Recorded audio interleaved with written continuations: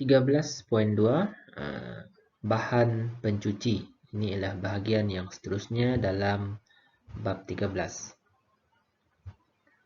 Dalam bab ini kita akan memerihalkan sabun dan deterjen, menghuraikan proses penyediaan sabun melalui aktiviti, membandingkan tindakan pencucian sabun dan deterjen melalui eksperimen. Apakah sabun? Sabun kita guna setiap hari untuk mencuci. Sabun ialah garam natrium atau kalium bagi asid lemak. Kita telah belajar apa itu asid lemak dalam pelajaran yang lepas. Asid lemak ni adalah sejenis asid karboksilik yang berantai panjang. Sabun dihasilkan daripada tindak balas peneutralan antara asid lemak dan alkali. Asid lemak ialah asid karboksilik berantai panjang. Sumber asid lemak dapat diperoleh daripada ester semula jadi dalam lemak haiwan atau minyak sayuran. Maksudnya di sini sabun ini dapat dihasilkan apabila kita menggunakan minyak. Minyak ni dia terdiri daripada asid lemak. Minyak sayuran contohnya kita tindak balaskan dengan alkali. Formula bagi sabun ialah RCOONA atau RCOOK. Ini merujuk kepada garam natrium atau garam kalium bagi asid lemak. Ini daripada asid lemak. R ni ialah rantai karbon yang panjang. Ini adalah asid karboksilik berantai panjang. Kita panggil asid lemak. Kalau dia bertindak balas dengan alkali, contoh alkali ialah natrium hidroksida. Nanti garam yang terhasil itu ialah garam natrium bagi asid lemak. Ataupun kalau kita guna kalium, kalium hidroksida, kita akan dapat garam kalium bagi asid lemak. Itulah sabun. R ialah kumpulan alkil yang mengandungi sekurang-kurangnya 8 atom karbon. Namun begitu, kebiasaan kumpulan alkil ini mengandungi 12 hingga 20 atom karbon. R boleh terdiri daripada hidrokarbon tepu dan hidrokarbon tak tepu. Maksudnya di sini asid lemak itu boleh jadi asid lemak tepu ataupun asid lemak tak tepu. Tepu ni semua atom karbonnya adalah ikatan tunggal. Kalau lemak tak tepu, asid lemak tak tepu, atom karbonnya terdapat ikatan ganda 2. Baik, yang seterusnya ini adalah contoh nama bagi sabun. Formula kimia, asid lemak yang hadir dalam sabun itu dan sumbernya. Natrium laurat. Formula kimianya CH3. Ini CH3 ni ialah yang paling hujung. CH3. H ada 3, itu maksudnya. Kurungan CH2 10 bermaksud ada 10 CH2. Kita ulanglah, kita lukis ada 10.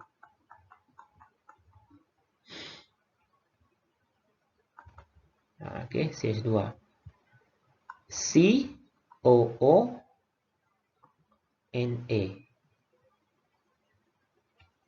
Ataupun di bawah ni asid lemaknya ialah asid laurik.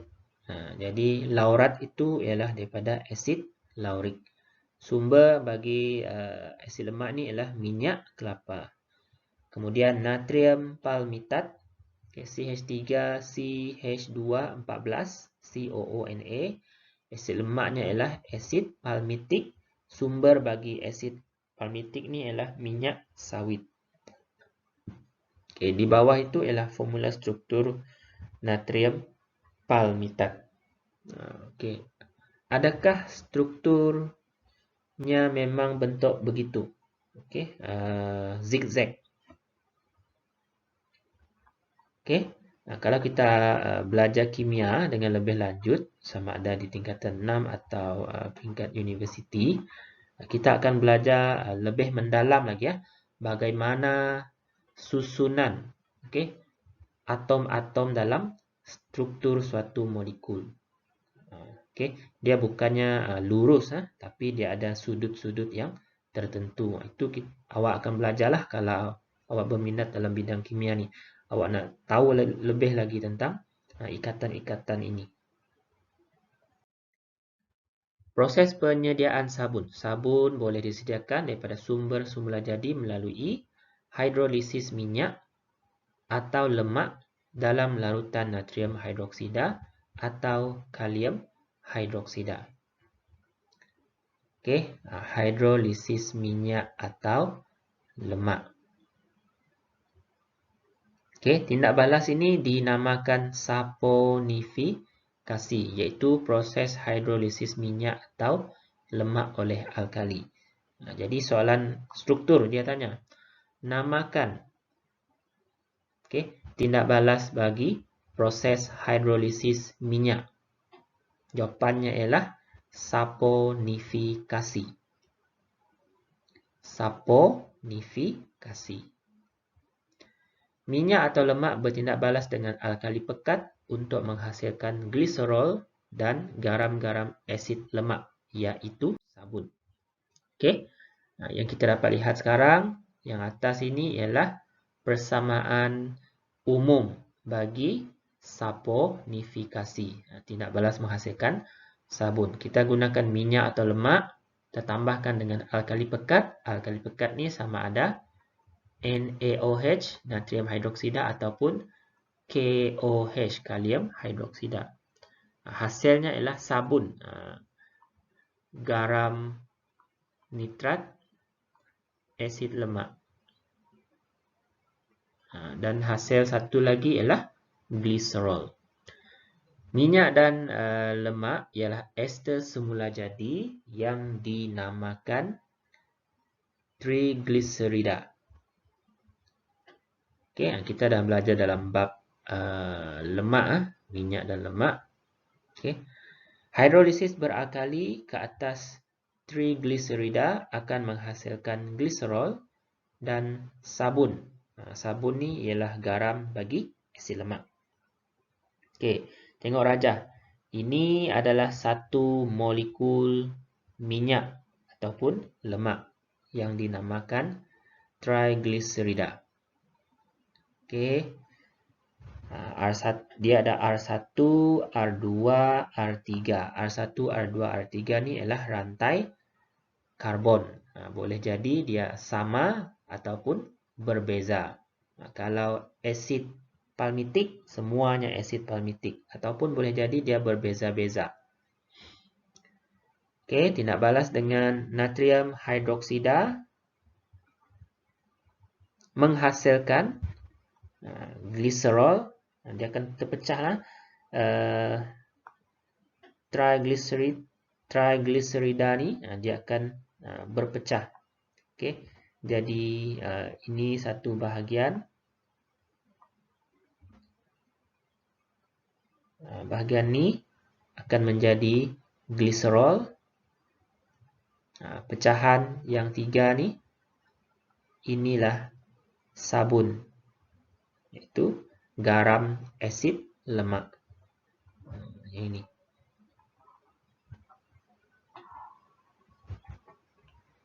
Kalau kita guna kalium hidroksida, maka yang belakang ni kita tukarkan dengan K positif.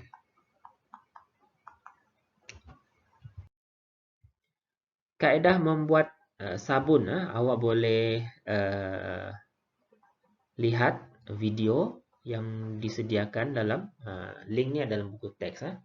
Dan membuat sabun daripada minyak masak terpakai.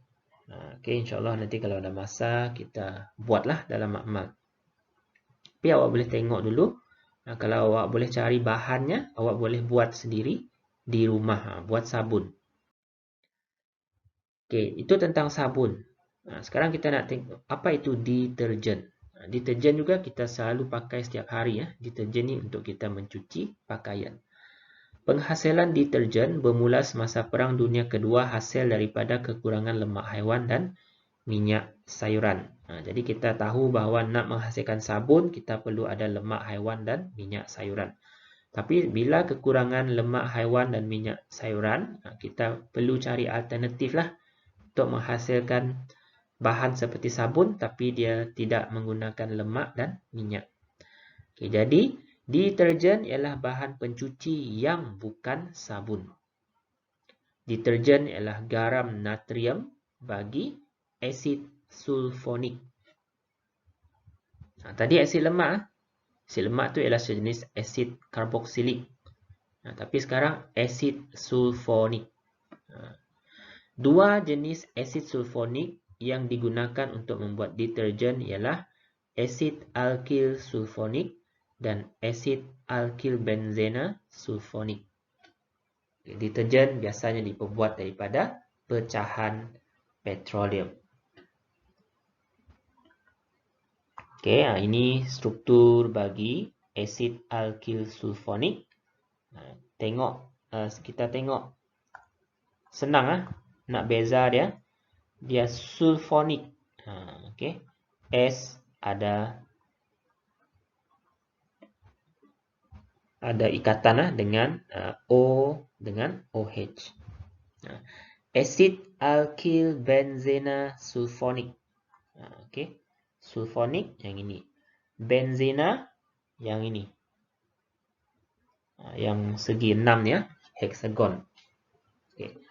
Alkyl di sini merujuk kepada rantai karbon lah, R.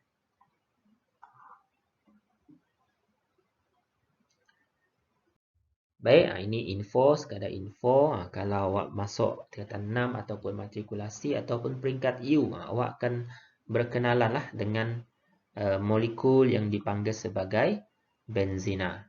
Benzena ni dia satu molekul yang berbentuk gelang. Kita panggil gelang lah di peringkat yang tinggi. Gelang benzena. Biasa kita tengok dia satu rantai, tapi sekarang hujung rantai tu dia bergabung membentuk satu lingkaran. Dan dia ada ikatan ganda 2. Ada 6 karbon, 1 2 3 4 5 6. 2 atom karbon ada ikatan ganda 2. Dan dia diwakili dengan simbol inilah heksagon, ada bulatan di tengahnya. Sekadar info, tak perlu terlalu mendalam. Jadi ini ialah contoh formula struktur bagi natrium alkyl sulfat dan natrium alkyl benzena sulfonat. Ini dia dah jadi deterjen. Sebab tadi alkyl sulfonik, asid alkyl sulfonik tindak balas dengan natrium, dia jadi natrium alkyl sulfat. Kalau perasan, tadi mula-mula Na ni ialah H, OH. Bila dia tindak balas dengan natrium alkali, dia bertukarlah. H itu disingkirkan oleh ion natrium. Begitu juga untuk yang ini. Natrium alkyl benzena sulfonat. Sulfonik jadi sulfonat sekarang.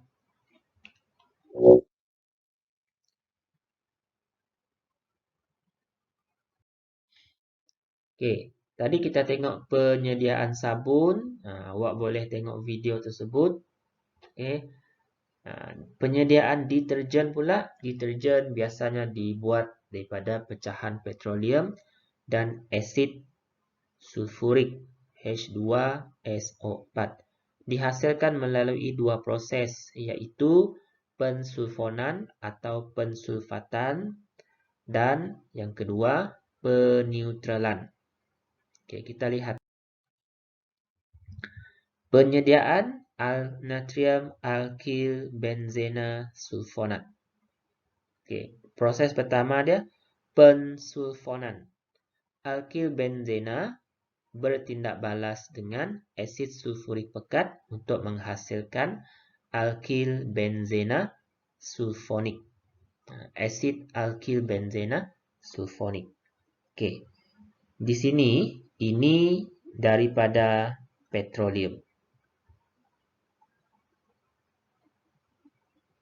Okey, ini daripada petroleum. Ini asid lah. Asid hidroklorik pekat.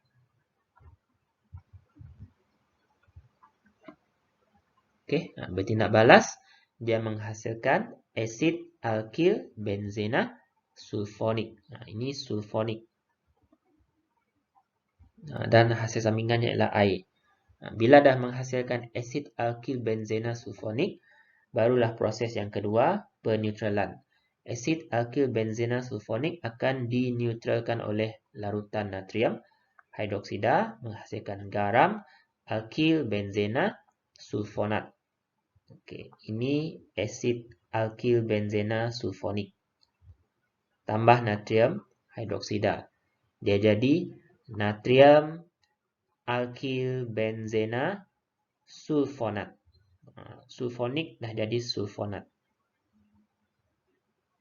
Dia macam kita belajar asid dengan base lah. Okay. Asid sulfurik.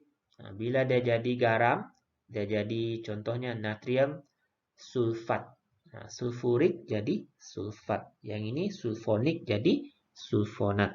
Dia dah jadi garam. Okey, itu ini pula untuk penyediaan natrium alkil sulfat. Okey, dia tak ada benzena, cuma alkil sulfat. Ini daripada pecahan petroleum. Okey, alkohol rantai panjang. Ingat kita dah belajar dalam sebatian karbon macam mana alkena ditukarkan menjadi alkohol. Itu prosesnya. Okay. Daripada alkena tu sebahagian daripada pecahan petroleum. Okay, dia ditukarkan menjadi alkohol. Sekarang alkohol tindak balaskan dengan asid sulfurik. Dia akan menjadi asid alkil hidrogen sulfat. Ini sulfat. Alkil hidrogen sulfat. Kemudian dia akan buat peneutralan. Alkil hidrogen sulfat akan dineutralkan oleh larutan natrium hidroksida menghasilkan garam alkil sulfat iaitu deterjen. Ini baru deterjen. Natrium alkil sulfat. Ini yang dihasilkan daripada proses pensulfatan.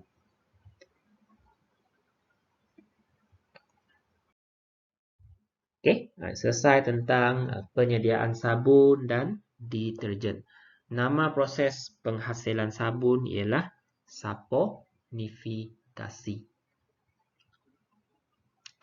Tindak balas pencucian sabun dan deterjen. Okey.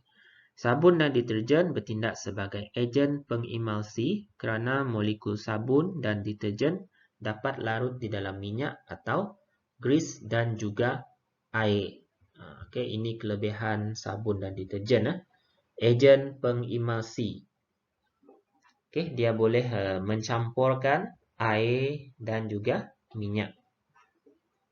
Apabila satu sabun atau deterjen dilarutkan dalam air, molekul sabun atau deterjen tercerai untuk membentuk yang pertama ion natrium Na positif atau ion kalium K positif. Yang kedua anion sabun atau anion deterjen. Okey, ini ialah struktur ringkas bagi anion sabun atau anion deterjen.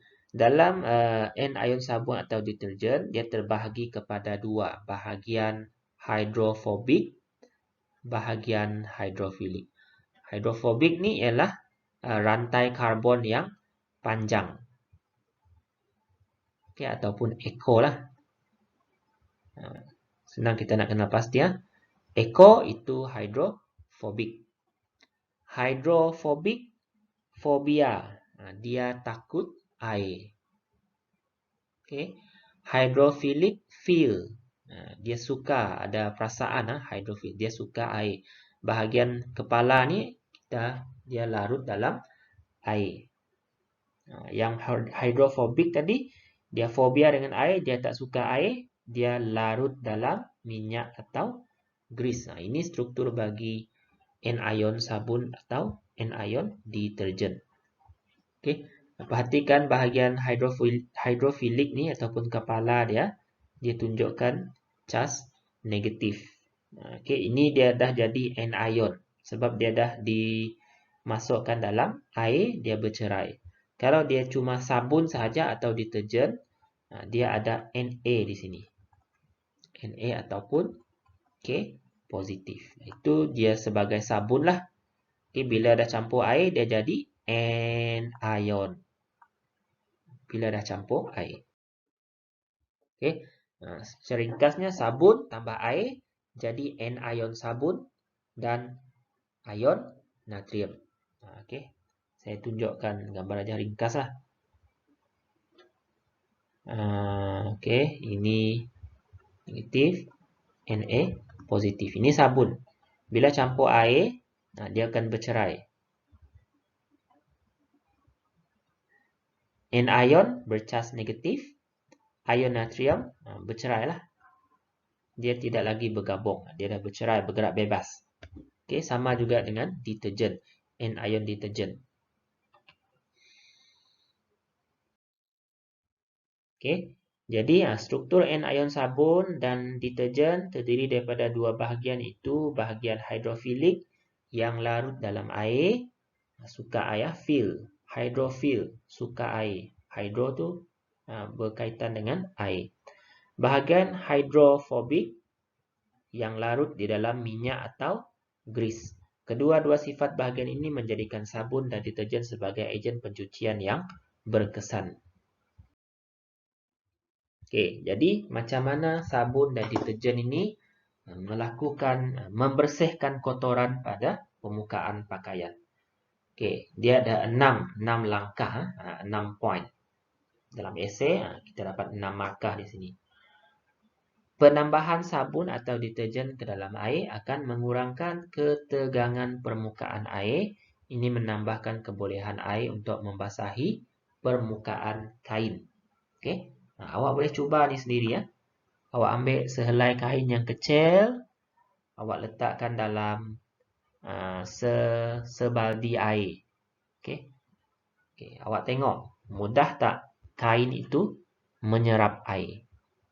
Okey, satu lagi, air yang sudah awak larutkan dengan sabun. Awak bandingkan, nampak yang mana lebih mudah untuk dibasahi, kain yang mudah dibasahi.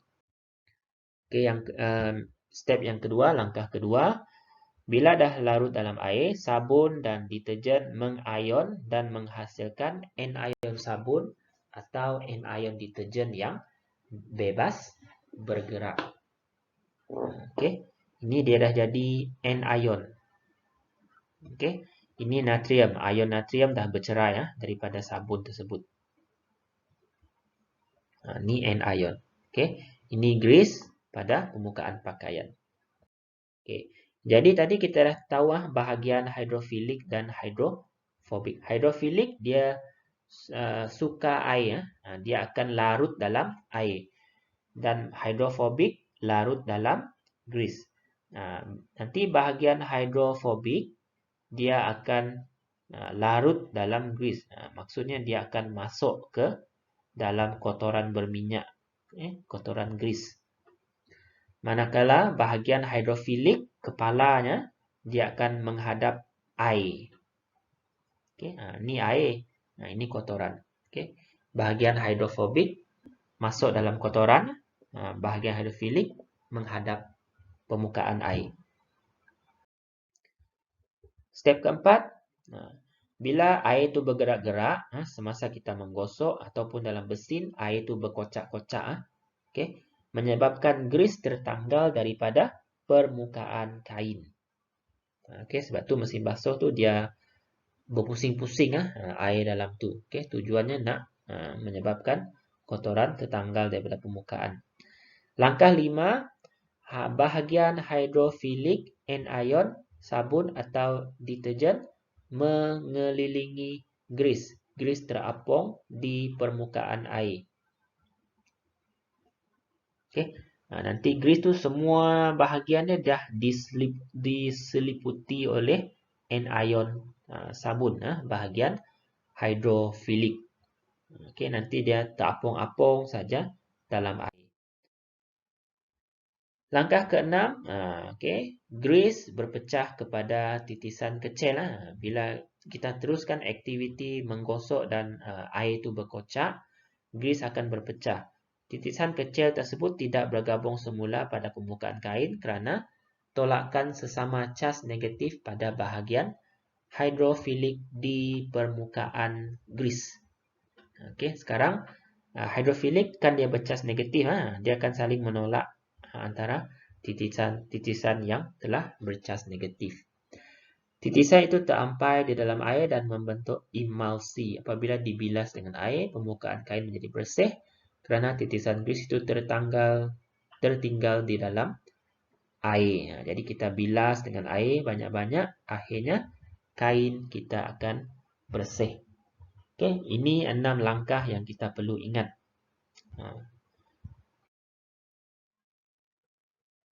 Okey, jadi kenapa kita perlu ada 2 bahan pencuci, sabun dan deterjen? Okey, ini disebabkan perbezaan dari segi tindakan pencuciannya. Yang mana satu lebih bersih. Okey. Air yang mengandungi ion kalsium dan ion magnesium disebut sebagai air liat. Biasa kita guna perkataan air saja. Tapi air liat ni maksudnya air itu ada ion kalsium dan ion magnesium. Apa contoh air liat? Air mungkin air sungai, air sungai ataupun air daripada perigi. Air yang sumbernya adalah semula jadi, air mineral. Okay. Jadi anion sabun bergabung dengan cation tersebut untuk membentuk garam yang tidak larut di dalam air, iaitu kekat. Nanti anion tadi dia akan bergabung dengan kalsium dan magnesium tersebut. Dia membentuk garam yang tak larut, iaitu dinamakan sebagai kekat. Okey, sepatutnya anion ni tadi dia bertindak balas dengan kotoran, bahagian hidrofobiknya larut dalam grease, bahagian hidrofilik menghadap larut dalam air. Tapi bila dia jumpa dengan kalsium, bahagian hidrofilik ni tadi dia akan membentuk garam dengan ion kalsium dan magnesium. Garam tu garam yang tak larut, menghasilkan yang dinamakan sebagai kekat. Okey, contoh ni lah ion stearat. Ini anion sabun. Tindak balas dengan ion kalsium menghasilkan kalsium stearat. Dia ni tak larut. Maksudnya dia akan membentuk mendakan. Pembentukan kekat menyebabkan pembaziran sabun kerana lebih banyak sabun perlu digunakan untuk tindakan mencuci. Tak percaya, awak boleh cubalah. Awak ambil air sungai, bandingkan dengan awak guna air paip. Okey. Awak akan dapati air sungai tu awak perlu guna lebih banyak sabun untuk lebih bersih mencuci. Anion deterjen pula bergabung dengan cation tersebut untuk membentuk garam yang larut dalam air. Oleh itu, keberkesanan tindakan pencucian deterjen tidak dipengaruhi oleh air liat. Okey. Untuk kes deterjen pula, anion deterjen ini dia juga bergabung dengan ion kalsium dan magnesium. Tapi dia menghasilkan garam yang larut dalam air. Okey, maksudnya dia tak membentuk mendakan lah. Okey. Dia garam, dia hasilkan garam, tapi garam itu larut. Oleh itu, keberkesanan tindakan pencucian deterjen tidak dipengaruhi oleh air liat. Jadi sebab itu, untuk mencuci baju, kita guna deterjen. Deterjen ni awak pakailah air apa sekalipun, air laut kah, air sungai kah, air paip, memang dia lebih berkesan berbanding menggunakan sabun. Sabun ni maksudnya ialah sabun yang biasa kita pakailah, sabun mandi. Ini perbandingan tindakan pencucian sabun dan deterjen. Okey, kalau kita guna air lembut, okey, sabun dan deterjen sama-sama berkesan. Kalau kita guna air liat, sabun kurang berkesan kerana membentuk kekat. Deterjen lebih berkesan dalam air liat, tidak membentuk kekat.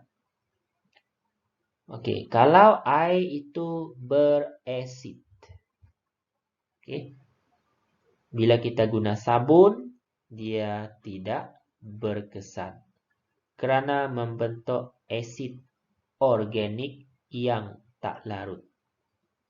Kalau deterjen berkesan kerana membentuk asid organik yang larut. Okey, jadi perbandingan ni awak kena ingat juga. Okey, yang terakhir dalam bahagian sabun dan deterjen. Okey, kalau perhatikanlah awak beli sabun basuh kain kan. Okey, awak nampak dekat kulit itu ada macam-macam.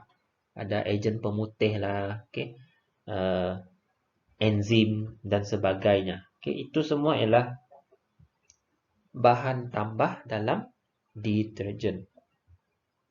Okey, jadi kita tengok beberapa jenis bahan tambah dan fungsinya. Okey, dalam deterjen biasanya kita ditambahkan enzim biologi. Okey, fungsinya menanggalkan kotoran berprotein seperti darah, susu dan gula. Kalau pakaian awak ada kesan kotoran darah, susu dan gula, kalau sabun deterjen awak tak ada enzim biologi, nanti kotoran ni masih kekal dekat kain awak. Ejen pemutih, fungsinya menukarkan kotoran kepada bahan tanpa warna. Pemutih optik menjadikan kain lebih putih dan lebih cerah. Pelembut air dan pembina meningkatkan keberkesanan deterjen dengan melembutkan air. Kenapa perlu lembutkan air? Supaya air itu senang untuk membasahkan kain. Ejen pengawal buih untuk mengawal pembuaian di dalam deterjen. Okey, kita sebenarnya tak nak buih terlalu banyak. Sebab apa? Bila banyak buih, awak akan gunakan banyak air untuk membilas. Kita nak buang buih tu perlu banyak air. Jadi itu satu pembaziran. Ejen anti-enapan menghalang kotoran yang dikeluarkan oleh deterjen daripada melekat semula. Bahan pewangi menambah kewangian deterjen dan fabrik. Nanti pakaian awak bau wangi. Ejen pengering memastikan serbuk, kalau deterjen itu dalam bentuk serbuk, sentiasa kering di dalam bekas. Okey, jadi ini antara bahan-bahan tambah dalam deterjen. Untuk contoh bahan tu awak boleh go through sendiri, lihat sendiri.